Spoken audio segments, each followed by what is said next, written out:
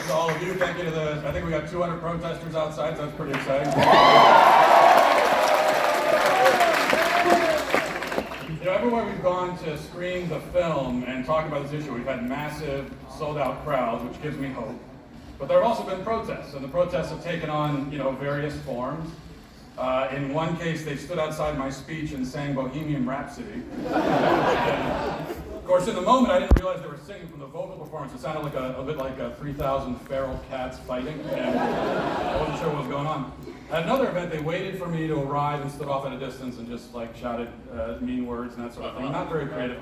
A different event, they were more creative. They at least they tried to be. They said they were going to plan to wear pink and blue shirts and sit in the middle of the audience and make a trans flag in the middle of the audience. But it didn't work out because they couldn't find enough shirts. And that's true.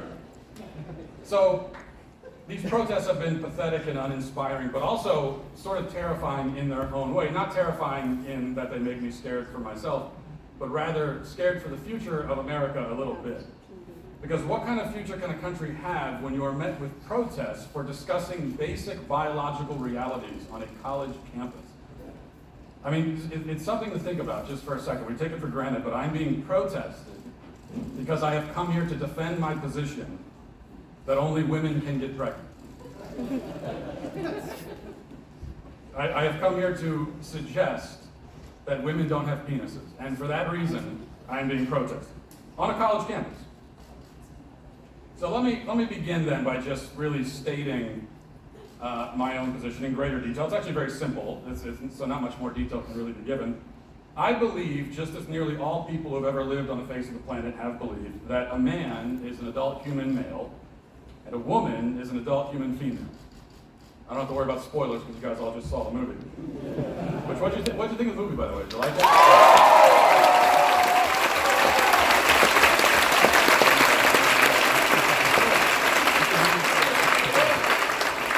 So that was kind of, thank you, that is my name.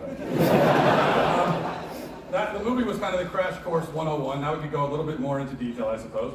So a male is the sex that produces sperm, or male reproductive cells, and a female is the sex that produces ova or eggs, or the female reproductive cells. A female is that member of the human species who by her nature can become pregnant, while a man is that member of the human species who by his nature can impregnate the woman. So these are the two categories. There are no other categories, which is why even those who profess to believe in a non-binary system still cannot tell you what the third or fourth or fifth sex is called, because no such sex exists. There are only male gametes and female gametes, males and females, men and women. That's all that exists in our species, or ever has existed. And it's not confusing, which is why nobody on Earth was confused by it until about 8 seconds ago. Now, I oppose gender ideology, therefore, because it is not true. And I oppose all things that are not true. If somebody asks me, why do I oppose it? Well, that's my answer, because it is not true. How stridently or forcefully I oppose something really depends on how stridently or forcefully the thing is asserted. So if somebody comes along claiming that a circle is a shape with 4 equal straight sides and 4 right angles, I will simply say to them, no, that's a square. Squares are not circles. You moron. That's all I'm going to say. I probably wouldn't give a college lecture about it, and I probably wouldn't make a documentary on the subject either. But if there were to suddenly arise a well-coordinated and well-funded movement to convince the world that geometry is fluid and that circles are squares and squares are circles, and if this movement captured the minds of millions of people, especially young people, then I probably would make a film called What is a Square and spend lots of time engaging on the subject. Because I live in reality, and in reality, squares are squares and circles are circles, and it's worth defending reality for its own sake. You don't need any other reason but that.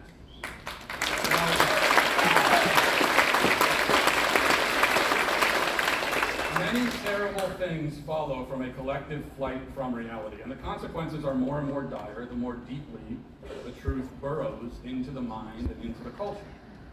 Now, the untruth, rather, burrows. So the untruth at the core of gender ideology, of the transgender phenomenon, so-called, reaches down to the deepest conceivable level, much deeper than questions of geometry. In fact, gender ideology wages its assault against our knowledge of ourselves. So a person fully enthralled to this lunacy has lost grip on not just reality in general, but on the reality of himself. Gender ideology doesn't just replace one notion of the self with some other notion. Rather, it replaces one notion of the self with no notion at all. And that's the whole reason why they can't answer what is a woman. And that's why they can't name any of the other sexes besides male and female, despite claiming that there are countless others. That's because the gender ideologue seeks to replace what is definable and knowable with this hazy, indecipherable mess of contradictions and falsehoods. He replaces light with darkness. And soon he gets lost in it himself and eventually succumbs to despair and, in a large percentage of cases, suicide. That is because a person cannot live in such a state, cannot thrive or be happy in it, certainly. Anxiety is the unease that comes from uncertainty, from the unknown. It's why nobody likes walking down into a dark basement at night, because you don't know what's down there. Your mind fills in the gaps with all kinds of terrifying possibilities. This is also why Joe Biden's handlers become very nervous when he steps in front of a microphone.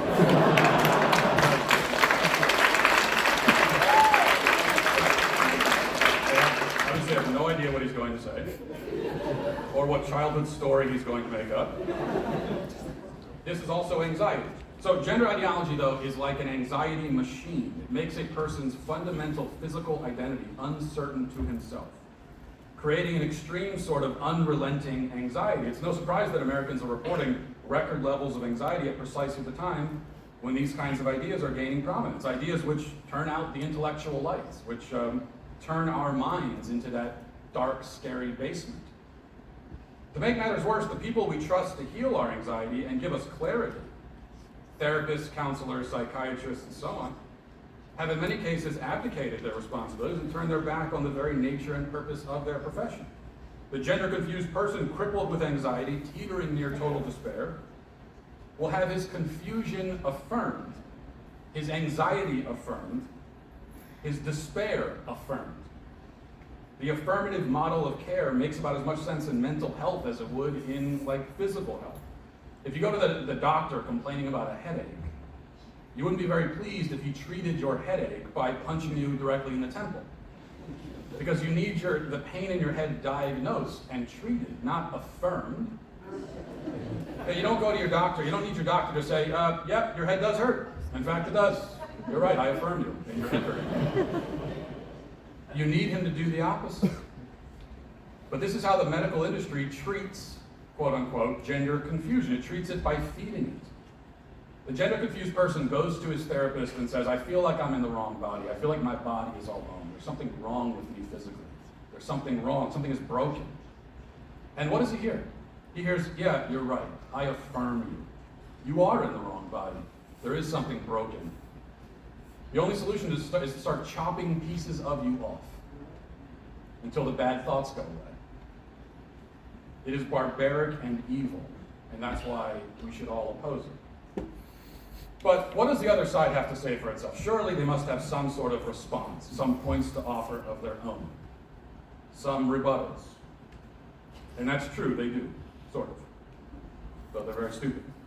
So tonight, I don't want to steal anyone's thunder if they were planning on bringing these up in the Q&A, but I'd like to run through the most common objections that gender ideologues make to the points that I've raised, the points that come up in the film. I've heard it all, and it really boils down, I think, to four things, and I want to go through those four things right now. I will offer these responses, even though we should note that the burden of proof really is not on me to begin with. The burden of proof is on the other side. Because everyone in the world, for all of history, has believed that men are men and women are women. If you're coming along to deny what we've all known since time immemorial, then you are the one who must prove your assertion, not me. The burden of proof is on you. In a similar way, if I make the claim that the sun is actually an enormous ball of incandescent Cheetos floating in the sky, I am the one who must offer evidence to support my claim. It's no good for me to say to you, oh yeah, prove to me that it's not an enormous ball of incandescent Cheetos, huh?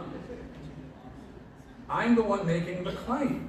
And it's an extraordinary claim at that. And so I have to validate my own arguments. And if I can't, the people I'm talking to have every right and are quite reasonable in simply just dismissing me, not even responding. So when someone says that men can have babies, or that sex is not binary, or that a man might have a woman trapped mysteriously in his body, it's up to that person to explain their reasoning and present their evidence. Too often we allow them to shift the burden of proof, offering explanations when in fact it's their responsibility to offer them. With that said, I'm going to offer explanations anyway. So, because that's the point of the speech. I don't know what else I would do here. So, I'll go through 4 objections and I'll offer my responses. Objection 1. You talk about sex and gender like they're the same thing, but they're not. Sex is biological, but gender is a person's understanding or feeling about themselves. Answer, no, I don't think sex and gender are the same. It's you, the gender ideologue, who has essentially collapsed the very sex versus gender distinction that you engineered. You know, there was a time, perhaps, when you would have agreed that there is at least a biological difference between a woman who is female and a self-identified, quote-unquote, woman who is male. But now you yourself have erased that difference. You insist that trans women are women, period. You insist that they're exactly the same in every way. You've even changed the definition of the word female in at least one major dictionary to include men. Okay?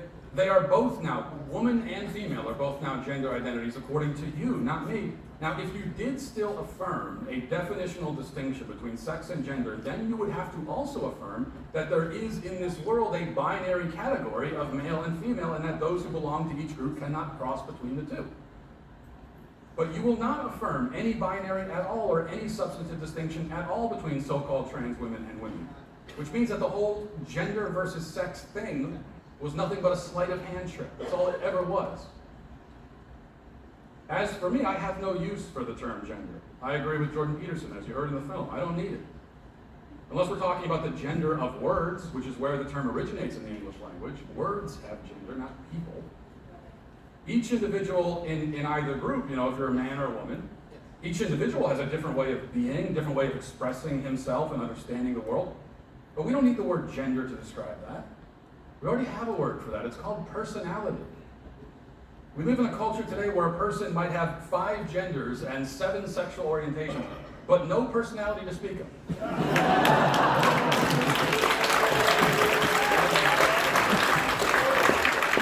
And that's because the whole category of personality has been consumed, has been drowned in the LGBT alphabet soup. Objection 2. You know, you say that women can get pregnant, but what about women who can't get pregnant, huh? Does the existence of infertile women not clearly disprove your definition of the word? And what about intersex people? Checkmate. Conversation over. Well, here's the thing. Here's my answer to that. I didn't say that every woman in the world can get pregnant. I didn't say that. No one is saying that. Obviously, that is not true. And so when the left brings this up, I don't know if they think that we're going to be shocked. Say, what, you're telling me there are women who can't get pregnant? What? I have to rethink everything now. I have no idea. No, I said that women are of the nature to get pregnant. What does that mean? It means that it is natural for a woman to get pregnant. It is something women can do, and no one else can do. In a similar way, I might describe a human being by, and you know, this wouldn't be the only description, but I would say that a human being, among other things, is a creature who walks on 2 legs. Now, does that statement become invalid just because babies can't walk and some people don't have 2 legs? Does the existence of amputees and infants call into question the notion that humans have 2 legs? Is anyone confused by the statement that human beings have 2 legs just because amputees exist? If you were asked to describe the human species to some alien from outer space, would you say, well, humans have 2 legs? Or would you say, you see, humans can really have any number of legs? No, you wouldn't, because such a statement would bring to mind horrifying images of humans who look like centipedes, and would greatly increase our chance of being incinerated by the aliens, which actually maybe wouldn't be such a terrible thing.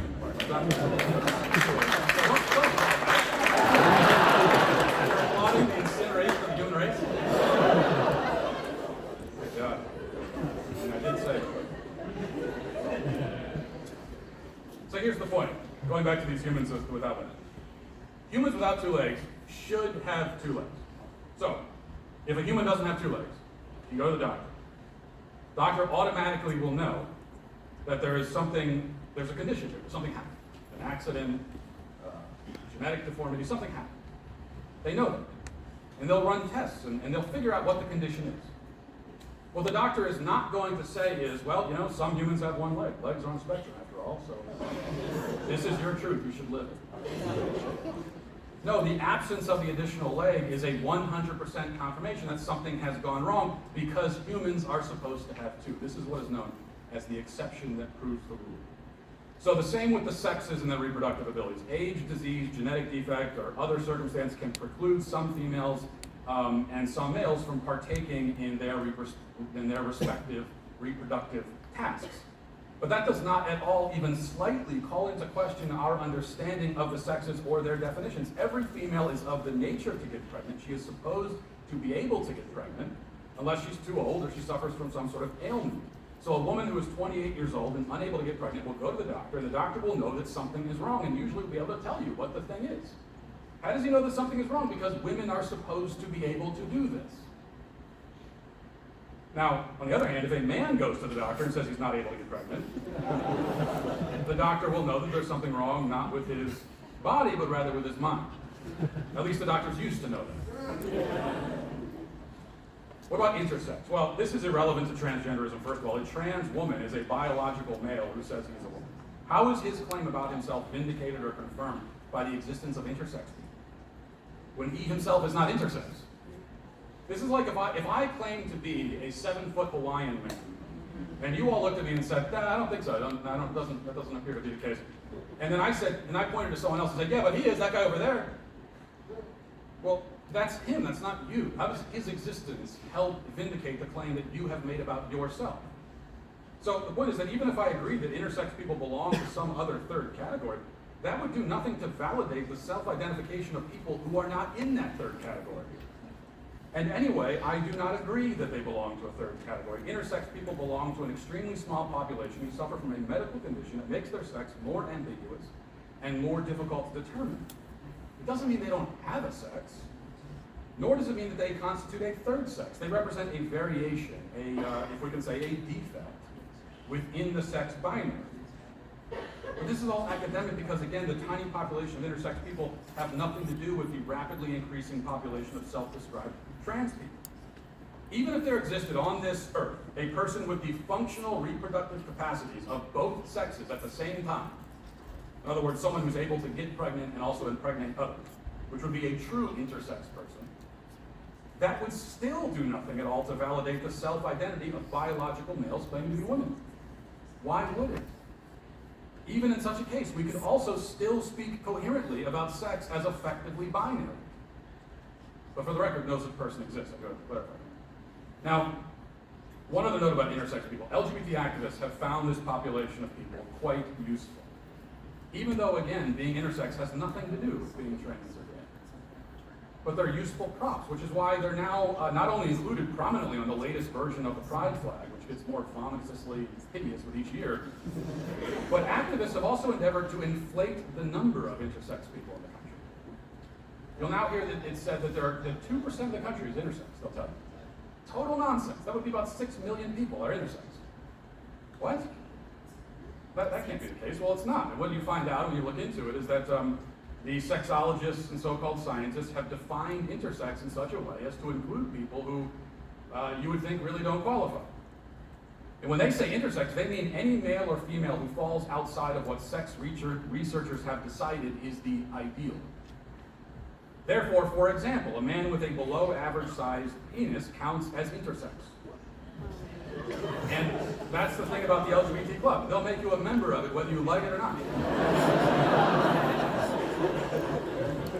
Objection 3. Trans people have existed throughout history and all over the world. The binary is a Western construct, they say.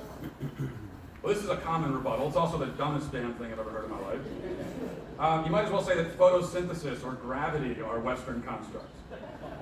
No, on the contrary, the rejection of the binary is a modern Western construct. Gender ideology was invented by old white guys in Western culture. You saw it in the movie. We know who those guys were. They wrote books. They made arguments. They abused children. Many of them were pedophiles. Everything the left says about gender, they have derived directly from this relatively small collection of degenerates degenerates like John Money and Alfred Kinsey. We know who these people are. They've written things, they've said, we're inventing this thing, here's what it's called. Paraphrasing slightly, but that's basically what happened. The idea that men are male and women are female, that the two categories are immutable and cannot be changed, traces all the way back to the dawn of human civilization. There has never been a culture before ours that believed that men could have babies. Such madness is uniquely modern. It took the most educated and technologically advanced civilization in history to come up with something so batshit crazy. That's something really Now, what I'm saying now doesn't really comport with the claims you've probably heard. You've probably heard about many cultures throughout history and around the globe who have more expansive ideas about gender. Well, the people telling you this are just lying to you. Take it from me. As you've seen, I've actually traveled outside the Western world to talk to people about these issues. I guarantee the people on the left who make this claim have not done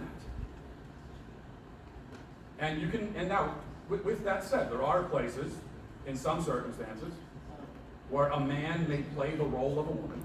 There are places where, for one reason or another, a man may dress as a woman or play the part of a woman socially. Yeah, that has existed out in the world. But none of these cultures believe that the man actually is a woman, okay? Outside of the West and Western influence, you will not hear of pregnant men anywhere. And you certainly would not have heard about them in history. Also keep in mind that the left loves to retcon history by imposing their ideas back onto it. So you'll hear a claim, for example, that Native American cultures have something called two-spirit. And they've even included this now in the LGBT thing. They've got 2S, they have numbers now in the LGBT acronym. They have numbers and symbols, like a math equation. Two-spirit, they say. But that's the indigenous version of transgenderism. Yeah, but that label was invented by gay activists in 1990. And even then, it obviously describes something spiritual and religious. It doesn't describe a physical male who is actually literally a woman. If you ever get a hold of a time machine, and you go back 150 years, head out to the Great Plains, stop the first Comanche that you meet, and ask him whether men can get pregnant. I don't think you'll like his answer, or the way he delivers it, frankly. Also keep this in mind, if trans people existed in such large numbers throughout history, this is a really important point. If trans people existed, we hear about the 10, 20, 30, 40-fold increase in trans identification, especially in youth today. And what we're told is that, well, there's always been this number of trans people, it's just that they were not affirmed, and so they were in the closet, and they didn't want to announce themselves. They didn't want to live their truth openly. Well, if that's the case, then according to the left, that should mean that a great many of these unaffirmed trans people would have killed themselves, right? This, after all, is the emotional blackmail they constantly use to force us to affirm transgenderism. They insist that a lack of affirmation leads directly to suicide. And so here's my question. If through history there have been hundreds of millions of unaffirmed trans people, maybe even billions, living in cultures that were incredibly hostile to their self-identification, should there not have been a constant, staggering, tragic, never-ending epidemic the whole world over of people killing themselves en masse because of this? Shouldn't children through history have been killing themselves by the thousands every year mysteriously, everywhere because of this? But that is not what happened. That's not what we observe when we look at history. No, the suicide epidemic is happening now. Childhood suicide is an epidemic now. Not 50 years ago, not 100 years. 100 years ago was unheard of. A child killing himself? Almost unheard of. Happens now all the time, tragically. It is happening now in direct correlation with trans affirmation. Trans affirmation is not solving the problem, but rather obviously causing it. Objection 4, finally, why do you care so much? Can't you just leave people alone, let them be? Well, first of all, that's not a rebuttal to the argument. That's more of an intellectual surrender than anything. That's waving the white flag intellectually. Also, why are you asking me why I care? You are the one who insists that we should care deeply about trans people and LGBT issues. You literally throw parades announcing your sexuality and gender identity to the world. You throw a parade. You have flags, for God's sake. You cannot put something on a flag and then ask me why I care about it. It's on your flag. You obviously think I should. You don't shut up about it. So why do I care? Well, you want me to care. care. You demand that I care. You won't allow me to not care. It's just that you want me to care in the way you determine and arrive at the conclusions that you have pre-approved. You don't have a problem with the fact that I care. You have a problem with the conclusions that I have drawn. And you are too cowardly and too shallow and frankly too chicken shit to debate the conclusion. So instead you pretend that you just want to mind your own business, even though you were 10 seconds ago dancing in the street in leather bondage gear and screaming about your lifestyle choices into a megaphone at a bunch of confused children. So don't give me that why do I care now.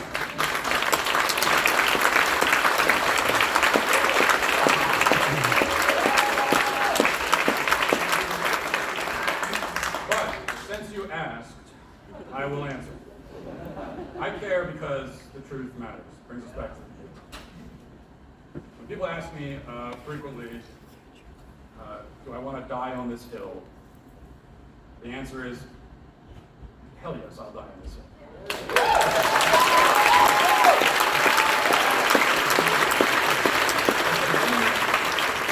If there's any hill worth dying on in this world, it's the hill of objective truth. I can't think of a better one than that. Because if we surrender this hill, then where do we go from there? What's the next hill?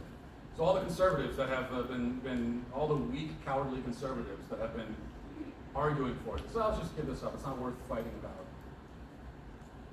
Okay, where do you go next? Okay, you've given up reality. You've given up truth.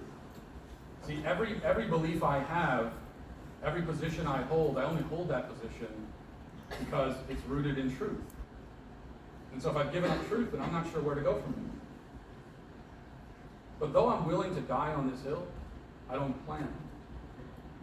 You know, we can win because the other side, as we just saw in the film, can be crushed under the weight of not even arguments, but simply questions. And I saw this happen before my eyes time and time again. You saw it happen in the film. The learned, the educated, the experts, they crumbled and collapsed and panicked in front of me of all people. Just some loser bumpkin in a flannel sitting there, armed with a high school diploma. Is it because I'm a brilliant guy? Well, that's how I self-identify, as you know. It's my truth, but no, we don't have to be brilliant, thank God. All we have to do is stand up, look this thing directly in its face, and ask it questions. Serve it a healthy dose of skepticism. The gender ideologues are weak and scared and vulnerable. That's why they don't even want us to have this conversation. They want you to see the film. They're scared. They've perched themselves on a limb that isn't even connected to a tree. They're anchored in nothing. Their worldview is empty and flimsy and frail. We don't need to be armed with anything but a spine. Enough to stand up straight and ask the questions that cannot be answered, and which for that reason must be asked. And if we ask them, we will win. And we have to win. This one. Thank you.